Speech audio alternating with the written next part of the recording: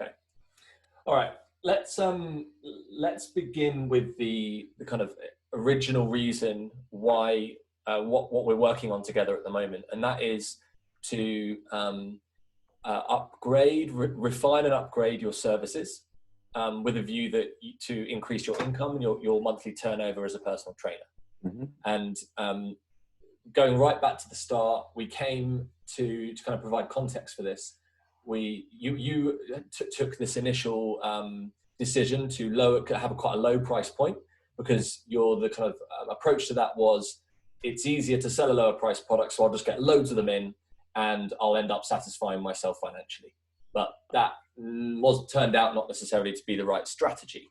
And what we're going to do here is what we're kind of in the process of right now is refining your products, pricing them appropriately, where we've broken down what you need to do in order to provide an amazing service for your clients, but do so economically in a way that works for you and your clients. Mm-hmm. Now, the stage we're at is you now need to reach out and have a conversation with your clients to transition them from the old model to the new one. Mm-hmm.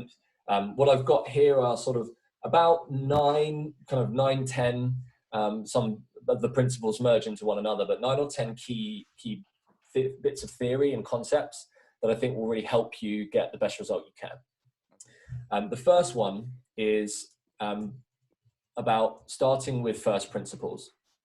Now, this is, and what I'm going to describe through each of these points is more the theoretical approach, and then how does it feel practically.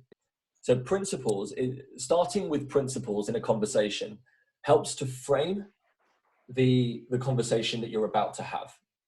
It's about providing context. And I'm going to take the example to you that, as I just explained, you started with a low price point and you want to raise it. Okay. So we need sort of a justification of that. We need to, we know where this end of this conversation is going to go, because at some point you're going to say, and here are my new prices. And this is what you're going to get for it. And we need some way of making that land smoothly and making your clients be able to swallow it, but see why you've done that. Mm-hmm. So if you just went straight into a conversation and you said, oh, by the way, so I'm just calling because I've got a new price list and I just wanted to talk you through it. That's going to be very different than if you start with a deeper explanation of why you've done this. Mm-hmm. And what I would suggest for you, and this is just through working with you over the last few weeks, is you start by saying it is so important to you that you deliver the best product that you possibly can for the people who are committed to you and your services. Mm-hmm. And it's come to light that you aren't able to continue delivering what you're doing, and certainly you can't improve what you're doing because the way that you set it up doesn't work for you, your lifestyle, and your ability to keep working. Yeah. And you start with that. And basically the main principle that I'm talking about here is high standards. Mm-hmm. You're saying, I've got high standards, and in order to keep those high standards and keep pushing them higher over time, I've had to review my pricing structure and what I do. Yeah. Yeah. Because, and so almost what you're doing is you're preparing yourself that if people challenge you, and you sort of hope that people do challenge you because it will make your explanation and pitch so much better. But if you start with that idea of, I've got high standards and I want to hold to them, then people can't really argue with that. They'll just say, okay, I appreciate that. I want to work with someone with really high standards, so it's okay to swallow that. Whereas back to the original point, if you just say, I'm putting my prices up, it's very different. It feels much more cold, black and white. Yeah. So that's where, when you plan this conversation, without me giving you the words, that's one of the first things to do. Okay. Now, the next few are going to blend together. The next one is about people are very, very happy to buy things, but no one likes to be sold to. The idea of being sold to, people will immediately kind of shriek, like that feeling you get when someone walks up to you in a store and they say, can I help you with anything? The most common response is, nine times out of 10 is, no, I'm just looking, thanks. But as soon as I find the thing I'm looking for, I want to go and I want to pay for it. And if we adopt the same principle in this scenario, what we have to identify, in order to take advantage of that principle, we have to understand what they want to buy.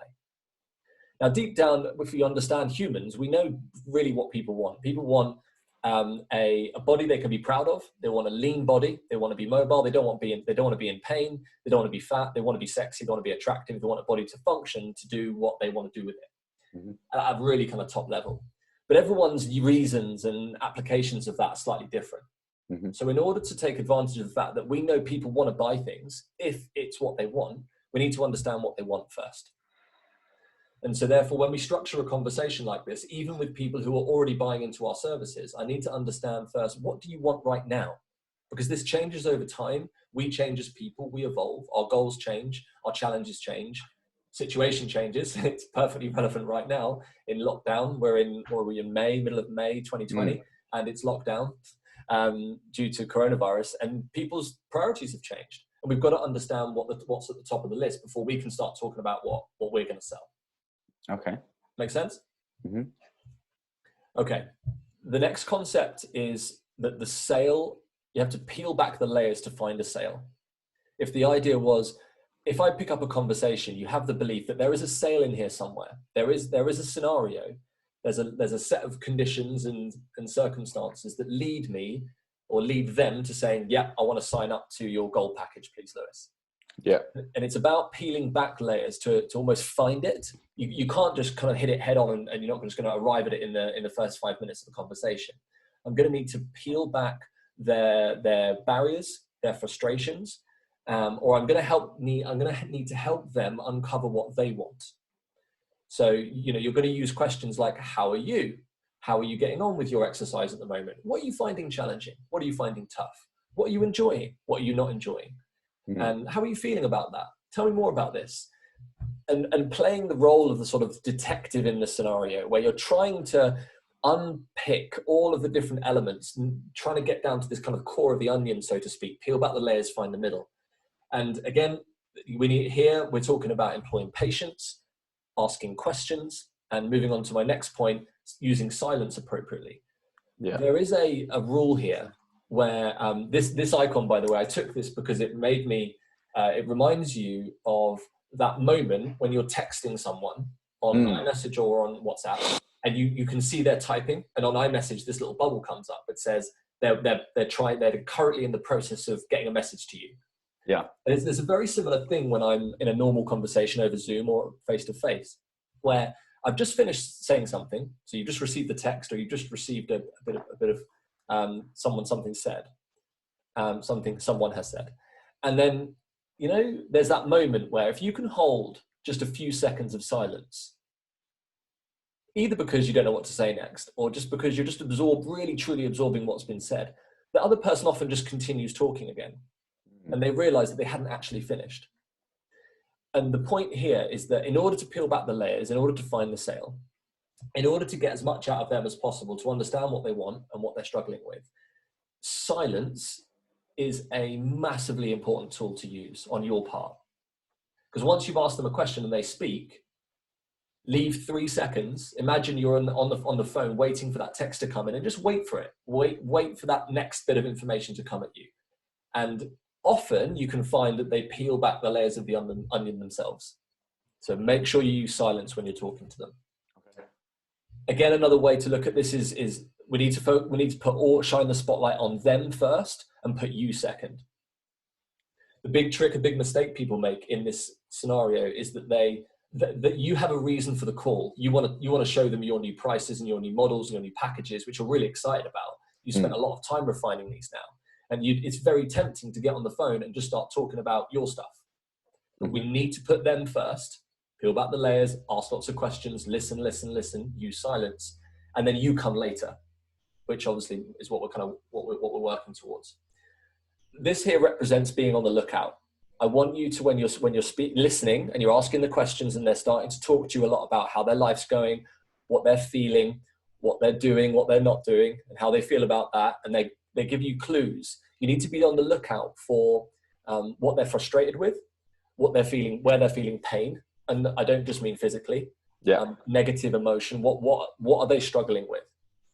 And it's good, like you're doing right now, Lewis. It's about having a bit of paper down there probably and just jotting words down. If they say words like frustrated or down, sad, upset, annoyed, embarrassed, you know, these are some negative words that people often use to explain why they're not happy right now. Mm-hmm. And later, if you can record that and then use that later, because essentially what they are telling you is their problem they've got. And if you have a package, if one of your packages or something about the way that you do what you do solves that problem and addresses that issue that they've raised, you're just going to bring that back later in the conversation and say, now, I remember you talking 10 minutes ago, you were telling me how embarrassed you were about your body. Now, one of the things that, you know, I do in my packages, I really help people reestablish some pride in their body by X, Y, and Z. Mm-hmm. And this is how I go about doing that. So be on the lookout and make sure you've got a pen handy ready to write down those kind of buzzwords that you kind of are kind of standing out to you. Yeah. The next one is about reading between the lines. And sometimes the client won't spoon feed you. They're not going to say, Lewis, this is exactly my problem, and this is exactly how I want it solved in this particular way. Mm-hmm. They're never going to do that. Yeah. And that's why you've got to be ready to read between the lines, because it's not often what they say that's important, it's what's not being said. We've got to look at, okay, they've said that, they mentioned that earlier, and they were talking about this, and you're listening and absorbing and applying your kind of thinking how your packages and what you can do might apply to them, but trying to understand what is the real issue here? Why might they be feeling this? And sometimes you can't get the answer. You have to fill in the lines yourself and almost really do your best to understand where they're coming from. Yeah. But it's what's not being said that's often the key. Now, as we come towards the end of the conversation, and as I said to you earlier, these conversations, it's best to schedule an hour for, so that you're not in any way feeling restricted by time. Yeah. You're going to get to a point once they finish talking and you feel like you've got a really good understanding of their problems and the issues they're having and the pain points, the frustrations, and so on. What you would have done naturally, because you've put in the work up front to clarify what your models are and how you go about delivering the result that you promise, mm-hmm. is matching up what you do with what they've said. So you've kind of written down mm-hmm. a load of words. I'm imagining a few words on a page, like the ones I mentioned just earlier. And then what you're going to do now is look down at your piece of paper as you start to talk and say, Lewis, I'd love to talk to you. Actually, listening to what you've said, I really do think what I've put together here could be a solution to your problems. Mm-hmm. And what I'd like to do is just sort of reflect on and paraphrase back to you some of the things that you've said and explain how I might like, if we were to continue to work together, or if we were to work together, how I'd like to address some of those problems. Mm-hmm. And then you would literally go through it one by one. You say, problem number one that you mentioned was you're really not motivated right now. And then you basically match that with the solution which you have to help them get motivated. And you might come back with, well, actually, I have a library of videos which are going to help you. They're very motivational, and you have access to them all the time. Also in sessions with me, all my clients are super motivated afterwards because I guide you through a workout, give you all the encouragement that you need, mm-hmm. Which is often missing.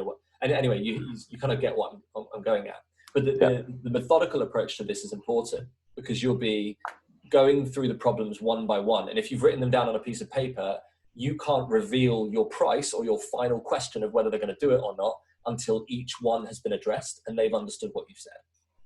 So you're literally going to go, okay, first thing was this. Now, if I've understood right, this is how I'd like to like deal with that. How does that sound to you? And if they say, hello, that sounds really good, and they give you a genuine response, then you think, cool, on to the next one. Yeah. Once you've covered each of them, that's when you move on to a suggestion, which comes next. Yes, no, high or low is the idea of making sure that once you've gone through the problem and solution section, that mm-hmm. you present your services in the right way. You don't want to ask yes or no questions. Yeah. You want to ask questions of whether you want to engage with me at a high or low level. And an example would be, you present your package and you say, there's this package, something like, is that something you would like to do? And they say, yeah, I think so. Or they say, no, thanks. And you've basically got kind of one of two ways that you go with that. Sometimes people slip in the middle, but it's a yes or no answer. Now, what a better approach to that would be, you present your solution. A great phrase that I've always used is, how does that sound to you? Before mm-hmm. asking any particular direct questions. Yeah. Because often if you've done a good job with everything I've said so far, they're going to say something along the lines of, that sounds really good. Mm-hmm. but their decision of which package they go for is a different point.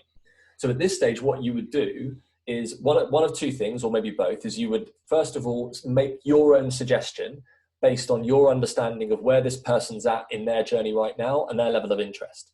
Yeah. If you feel like you've got a really good connection and they've shown you a lot of interest already, then you might, and you think that the problem is going to be solved by your gold package or, you know, the top package, then you're going to say that one.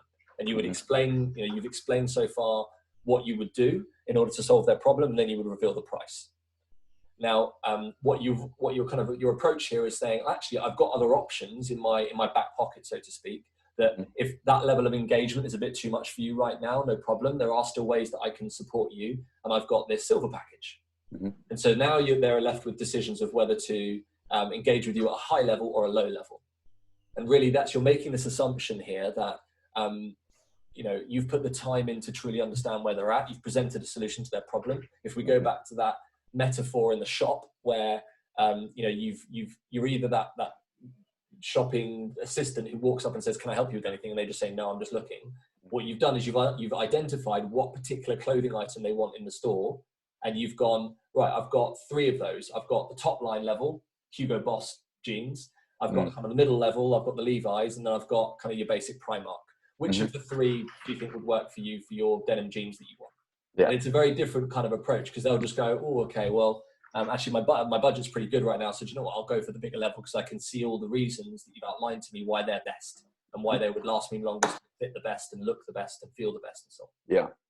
Yeah. So yeah, this idea of levels over the yes or no thing. Okay, so let me just kind of ask you now directly, because that's the last slide. Yeah. And again, I'm going to send you this, so it's you know, you can rewatch it and kind of absorb a lot of the things. I appreciate sometimes I can talk fast when I'm going off on one like this, but that's absolutely right. First of all, did that all make sense? Did you have any questions about any of the slides, or did you want to go ask any questions about any of them in particular? Not really. I think from my understanding, it's taking my time with each of the aspects of it, not rushing each one. Yeah. I mean, coming again, I've literally been the person in the retail shop saying, "Oh, do you like that?" And they're like, "No, go away." And I'm like, "Okay." Yeah. So no, in terms of like open questions and stuff like that, it's yeah, I'm quite comfortable with that sort of thing. It's very easy to go, "Do you like it?" But to try and get out of them why they do or don't like it is something else that I need to focus on quite a lot. Yeah. Again, bear in mind sort of like the clients I have at the moment, I will have to obviously come at that with sort of different approaches with different clients. Absolutely. But no, I think from the points that you've just said, very clear. And I like linking their problems to my solutions, because it is sort of, I base those packages around what people are going to, what they need, rather than, oh, I'm good doing skipping sessions, so I'm going to put skipping sessions and everything. It's not like that. I take my approach to sort of fitness and health is very much, let's actually do what you need, and anything else that you want, you know, we can work around that. So yeah, and the best thing is actually designing and refining your packages that you sell based on the direct feedback that you're getting from the clients in the sessions. Yeah, and the more absolutely. feedback you get, and the more you use that to iterate and create a better product, the more clear and confident you can be about lining up those problems and solutions. Because where you want to get to ultimately with this, and you're already there, you're getting there, is you know what's going to come out of their mouth better than they do. Yeah. You know the problems that either they're starting to feel and experience or about to feel and experience. And when you can be 1 or 2 or 3 steps ahead, it doesn't mean you're jumping in and interrupting them saying, "Oh, I know how you feel." It's just you're kind of ready in your mind, and you can almost say things like, the challenge here, based on what I'm understanding, is this is where you're at. And if we think about what's going to happen next, then these are the problems that you're about to encounter. And if you can take them on a journey into the future, and sort of step by step, using reasoning and logic, they can say, "Yeah, I understand what you mean." And a bit, again, there's one other little lesson in here that came up just while you were speaking there. And I want you to, with this process of this mentorship, is you need to watch what I'm doing as much as listening to what I'm saying. Yeah. And by that, I mean, what we did at the start of the process, as I said to you, we've got like call it an 8-step process. There are several things we need to do. You and I identified a number of things that had to happen. And I said to you, we need to do this first, and then that comes. But we can't do that until this comes. Yeah. And so we've got this very natural model to follow. And if I can ask you now, like, how did that make you feel as the client when I say to you, this is what's going to happen, and these are the challenges, and this is the kind of order of things? I guess it instilled me a lot of faith and confidence as well, that there is a process. And coming from like the coaching point of view, I know that when there's a process, if you follow the steps, you're going to get to where you want to get to. Yeah. If you get to the end and you're not where you want to be, you need to look back and you've either skipped something, not done it right, or not done it at all. Yeah. And that's where you can go, okay, so you didn't do that, so you didn't get what you wanted. So yeah, I can understand that, but that was definitely how I was left feeling after that final sort of like 10, 15 minutes of our first call. Yeah. And that's kind of like, if you can reflect on that as well, use that to your advantage and say, if I can bring a level of foresight and process to this conversation, you're going to instill in them the same level of confidence and faith that I did in you by showing you mine. Mm-hmm. And ultimately, this is all about psychology, because you give someone the confidence and deliver your process with such clarity and use the logic and listen to what they're saying, then you're going to be in a position where you'll say, well, so do you want this? And they're going to basically have no reason to say no, because you've totally broken down every barrier. You've anticipated every potential problem. You've spoken to the goals and the dreams and the desires that they've got. And you've basically put yourself in the kind of middle and said, I'd absolutely love to help you with this. Mm. So cool. I'm going to wrap this up now. I'm just going to stop the record because I think that's a nice place to round that off. Sure.